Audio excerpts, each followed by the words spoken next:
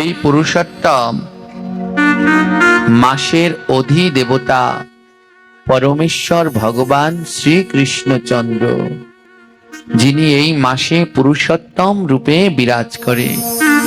ওমা, এখন আমাদের গৌড়ীয় বৈষ্ণব জগতের একটি পরম পবিত্র মাস চলছে। এই মাসটির নাম কি সবাই জানেন তো? কি মাস চলছে?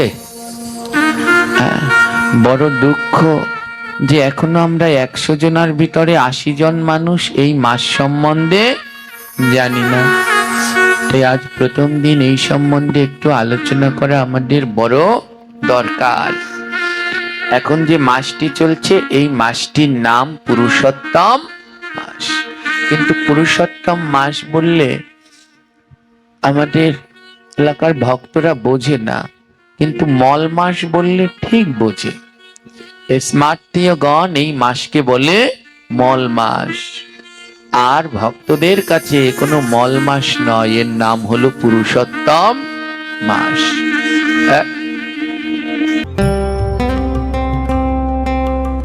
আপনারা দেখছেন হিন্দু টিভি 3 ইউটিউব চ্যানেল। এই পুরুষোত্তম মাস 3 বছর পরে একবার হয়। কয় বছর পরে?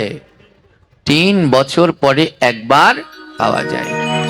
3 বছর পরে যেই মাসে এক মাসে 2টো অমাবস্যা হয়। কটা অমাবস্যা?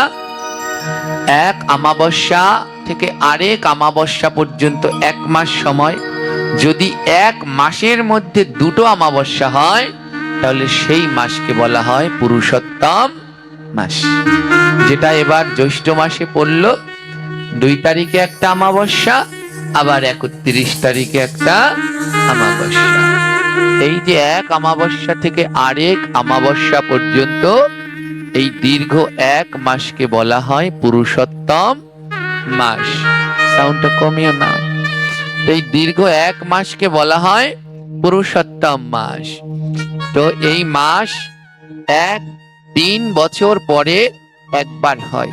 কিন্তু দুঃখের বিষয়, আমরা এই মাসকে যারা একটু জানে তারা আবার মল মাস বলে অবহেলা করে। এটা মল মাস, এই মাসে কোনো শুভ কাজ নেই। আছে এবছর এই মাসে কোনো শুভ কাজ নেই। এই জ্যৈষ্ঠ মাসে কোনো বিয়ে, গৃহপ্রবেশ, গৃহ নির্মাণ, কোনো ধরনের বাণিজ্য ক্রিয়া শুরু, কোনো ধরনের শুভ কার্য এই জ্যৈষ্ঠ মাসে এবছর নেই। স্মার্টীয়রা বলে এটা মল মাস, তো তাই এই মাসে কোনো শুভ কাজ নেই। আমার কর্ম 2 ধরনের হয়, সকাম কর্ম, নিষ্কাম কর্ম। সকাম কর্ম কি? ঘর বাড়ি তৈরি করা, বিয়ে চুরো করা, ব্যবসা বাণিজ্য করা, এগুলো সকাম। আর নিষ্কাম ভগবানকে ডাকা। কার্তিক মাসে থাকে বিয়ে চুরো এই সেই কিছু থাকে? থাকে না। ভাদ্র মাসে থাকে? থাকে না। সবাই তার জন্য কার্তিক ভাদ্রকে খারাপ ভাবে, কিন্তু কার্তিক মাস, ভাদ্র মাস, কার্তিকের নাম দামোদর, ভাদ্রের নাম ঋষিকেশ, এগুলো মূলত খারাপ মাস নয়। বলে এতে শুভ কাজ থাকে না কেন? বলে এই মাসগুলোতে সকাম কর্ম বাদ দিয়ে নিষ্কাম কর্ম করতে হয়। এই মাসগুলোতে আনয়ন করা হয়। দীর্ঘ 1 মাস ধরে এই পুরী ধামে ভক্তরা একনিষ্ঠতার সাথে ভজন করেন, জপ করেন। এই মাসে সমস্ত কিছু 33 সংখ্যক করতে হয়। কতবার? সব কিছু 33 বার করতে হয়। ভগবানকে 33টা পুষ্প দান। ভগবানের এত করুণা, এই মাসে ভগবানকে বিশেষ কিছু পুষ্প নিবেদন করতে হয়। যেমন বকুল পুষ্প, পদ্ম পুষ্প, শ্বেত মালতী পুষ্প। ওই মালতীও দিয়েছি, বকুলও দিয়েছি, কিন্তু মনে আশা ছিল যদি একদিন 33টা পদ্ম ফুল দিতে পারতাম। অনেক জায়গায় খোঁজ করেছি, 33টা পদ্ম ফুল কোথায় পাবো? দেখুন, আজ ভগবান নিজ গুণে এসে মিলিয়ে দিলেন, আর তাই তাড়াতাড়ি ওটারে প্যাকেট করেছি।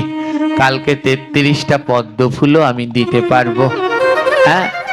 ভগবানকে এই মাসে 33 সংখ্যক 33টা পুষ্প যার যার সম্ভব প্রতিদিন দিবেন। 33 জোড়া তুলসী পাতা বা 33টি তুলসী পাতা, ভগবানকে 33টি ফল, 33 বার ভগবানকে দণ্ডবত প্রণাম করতে হয়। মায়েরা পঞ্চাঙ্গে প্রণাম করবেন, বাবারা দণ্ডবত প্রণাম করবেন। আর 33 বার ভগবানকে পরিক্রমা করতে হয়। হ্যাঁ, যুগলাষ্টকম পাঠ করতে হয়। হ্যাঁ, চৌরাগ্রষ্টকম পাঠ করতে হয়। এগুলো প্রতিদিন করতে হয়। এই কর্মগুলো আর কিছু পারেন আর না পারেন, এ মাসে চেষ্টা করবেন প্রতিদিন 33 বার অন্তত দণ্ডবত প্রণাম করবার জন্য। আর কিছু করুন আর না করুন, 33 বার অন্তত গোবিন্দের কাছে মাথাটা, দেহটাকে নত করার চেষ্টা করুন। আমা এই সেই পুরুষোত্তম মাস, এই মাসকে পাওয়ার জন্য আবার 33টা মাস, 33টা মাস অপেক্ষা করতে হবে। আবার 3টা বছরের অপেক্ষা করতে হবে। প্রায় 3 বছর পরে এই পুরুষোত্তম মাস লাভ করা যায়। কিন্তু দুঃখ হলো এই মাস সম্বন্ধে আমরা অনেকেই জানি না। 100 জনের মধ্যে 80 জনই জানি না। এখানে কে কে এই মাস পালন করেন? হাত তুলুন তো, কয়জনে করেন? সত্যি বলবেন, মিথ্যা বলবেন না। বা যে কয়জন করেন এর অর্ধেকই আমার, না অর্ধেক না, 3 ভাগের 2 ভাগ হলো আমাদের দলের লোক, মানে আমাদের সাথে যারা এসেছেন। হ্যাঁ, এনারা তো আপনাদের এলাকায় যারা আছে তাদের ভিতরে খুব কম জনই হাত তুলেছে। ওমা, এই মাসটাকে পালন করুন। জানেন, এই পুরুষোত্তম মাস যদি একদিন পালন করেন, পুরুষোত্তম ব্রত মহিমার ভিতরে উল্লেখ করা আছে এই 30টা দিন। তো কয়টা দিন এই মাসে? এই পুরুষোত্তম মাস কদিনে? 30 দিন। বলে 12,000 বছর তীর্থ ভ্রমণ করলে, ধ্যান দিয়ে শুনবেন, 12,000 বছর তীর্থ ভ্রমণ করলে যেই পুণ্য হয়, আর পুরুষোত্তম মাসের একদিন পালন করলে সেই পুণ্য লাভ করা যায়। চিন্তা করতে পারছেন? 12,000 বছর ধরে তীর্থ ভ্রমণ করলে যেই ফল হয়, আর একদিন যদি এই পুরুষোত্তম মাস পালন করেন তাহলে সেই পুণ্য আপনি লাভ করতে পারবেন। হ্যাঁ, তাই একদিন বলে কিভাবে পালন করব? ব্রহ্ম মুহূর্তে ঘুম থেকে উঠুন, উঠে স্নান করুন। স্নান বাজে রে বাঁশি বাজে, বাঁশি বাজে, বাঁশি বাজে, বাঁশি বাজে, বাঁশি বাজে রে, এখনো সেই বৃন্দাবন সবাই মিলে বাঁশি বাজে রে, এখনো সেই বৃন্দাবনে বাঁশি বাজে রে, এখনো সে রাধারানী বাঁশির সুরে পাগলিনী, এখনো সেই রাধারানী বাঁশির সুরে পাগলিনী, রাধা রাধা রাধা রাধা রাধা রাধা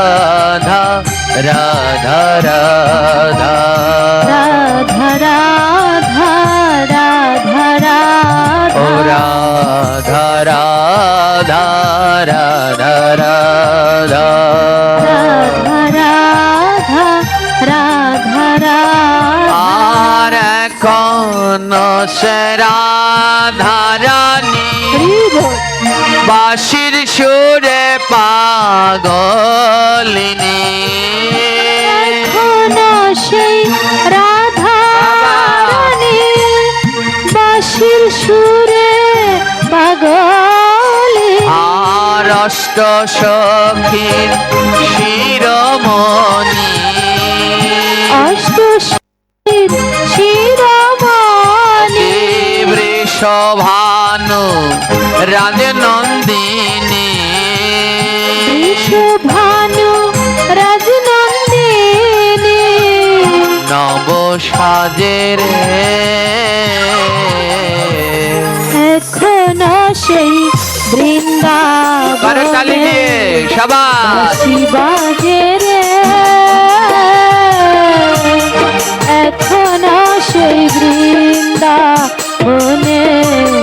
বাঁশি বাজে রে ও বাঁশি বাজে, বাঁশি বাজে, বাঁশি বাজে বাঁশি বাজে বাঁশি বাজে রে। এখনো সেই বৃন্দাবনে বাবা বাঁশি বাজে রে রাধে রাধে। এখনো সেই বৃন্দাবনে বাঁশি বাজে রে এখনো সেই ধ্যান গলি গোচরণে ওরা আহার করে পুরুষোত্তম মাস পালন করার চেষ্টা করব। আছেন কেউ? যদি থাকেন হাত তুলুন। এই তো বাবাদের মধ্যে একজন পেয়ে গেছি। কোন সময় বাবারা আগে হাত তোলে না, আজ বাবারা তুলেছে, কিন্তু মায়েরা তুলতে পারছেন না। হ্যাঁ, আছেন কি না? একটু সাহস করে দেখান। যেই 15 দিন আর ওই অখাদ্য খাবো নাই, 15 দিন সাত্বিক নিরামিষ আহার করে পুরুষোত্তম মাসটা এই 15 দিন পালন করি। তুলুন মা, কোনো ভয় নেই। গোবিন্দের নামে এই 15টা দিন পালন করুন। এই যে একজন তুলেছে, এবার কে কে করবেন সবাই মিলে তুলুন। বাবারা মায়েদের ভিতরে কয়জন আছে? তুলুন উঁচু করে। আর যারা তুলবেন গোবিন্দের নামে বাবা লোকনাথের কাছে তাদের নামে একটা ধ্বনি দেব, যেন বাকি 15 দিনের অপরাধ ভগবান আজ এখানেই ক্ষমা করে দেয়। তাই তুলুন গোবিন্দের নামে 2 হাত। জয় জয় শ্রীনিতাই গৌর প্রেমানন্দে হরি বল। যদি একজন একজন করে বাড়াতে পারি তাহলে এই ভাগবত পাঠ সার্থক, নচেত নয়। নইলে বৃথাই গেল মা। যদি এই পাঠ শুনে মানব জীবনে কাজে না লাগাতে পারি তাহলে পাঠ শোনায় কোনো লাভ নেই। অনেকে ভাবছেন পাঠ শুনলে পাপ যাবে, আমাদের পাপ খণ্ডন হবে। কোনোদিনই না। ভাগবত পাঠ শুনলে কোনোদিন পাপ যায় না। ভাগবত পাঠ শুনলে যদি পাপ যেত তাহলে আর কোনো পাপই থাকতো না বাংলাদেশে। বলে তাহলে ভাগবত পাঠ দিয়ে কি লাভ? এই ভাগবত পাঠ শুনে আপনি বাড়িতে গিয়ে যদি পালন করতে পারেন তাহলে আপনার পাপ যাবে।